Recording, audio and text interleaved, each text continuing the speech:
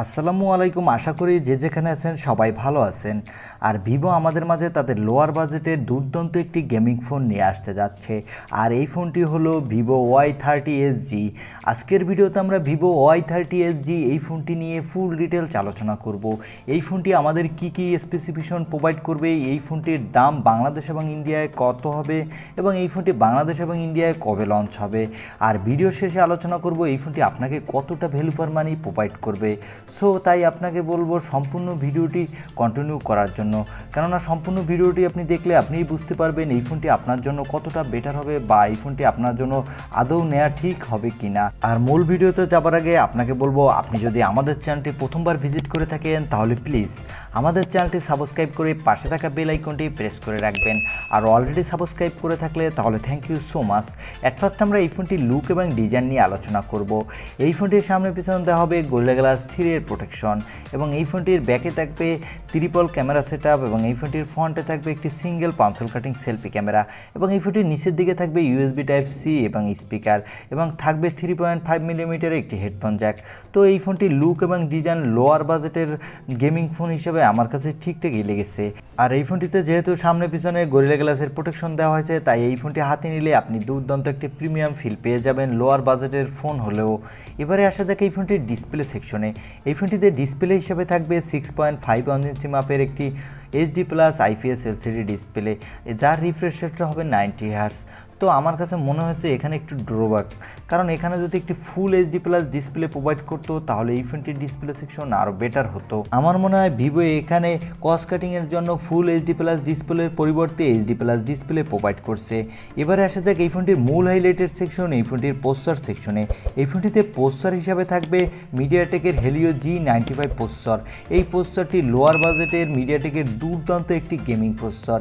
এই প্রসেসরটি দিয়ে আপনি যে কোনো ধরনের গেমিং দুর্দান্তই করতে পারবেন, যেমন free fire, PUBG, call of duty, asphalt 9 এই সকল ধরনের হাই সেটিংসের গেম মোটামুটি স্মুথলি প্লে করতে পারবেন কোনো প্রকার ল্যাগিং ছাড়াই। বাজেট হিসেবে এই প্রসেসরটি এক কথায় দুর্দান্ত।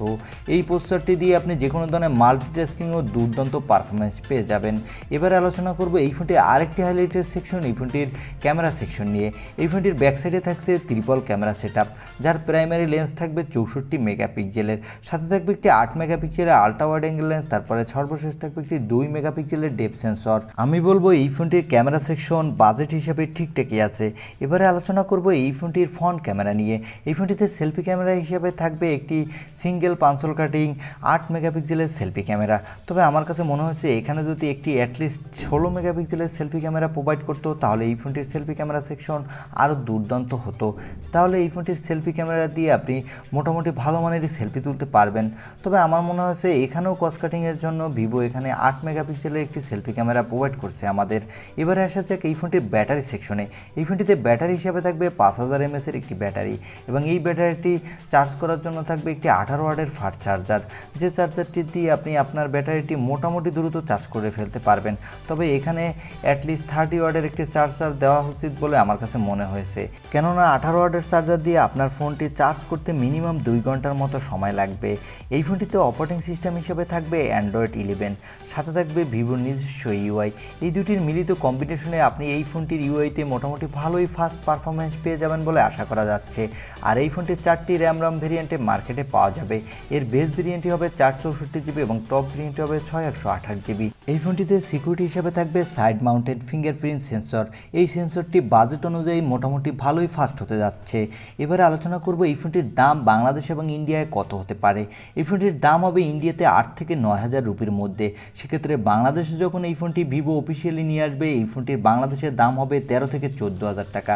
তবে এই ফোনটির আরও একটি ভালো বিকল্প হতে পারে ইনফিনিক্স হট 10s। এই ছিল এই ভিভো Y30s এই ফোনটির একটি রিভিউ। আর ভিডিওটি ভালো লাগলে অবশ্যই একটি লাইক দিবেন এবং চ্যানেলটি সাবস্ক্রাইব না করে থাকলে চ্যানেলটি সাবস্ক্রাইব করে পাশে থাকা বেল আইকনটি প্রেস করে রাখবেন। আজকের মতো আল্লাহ হাফেজ।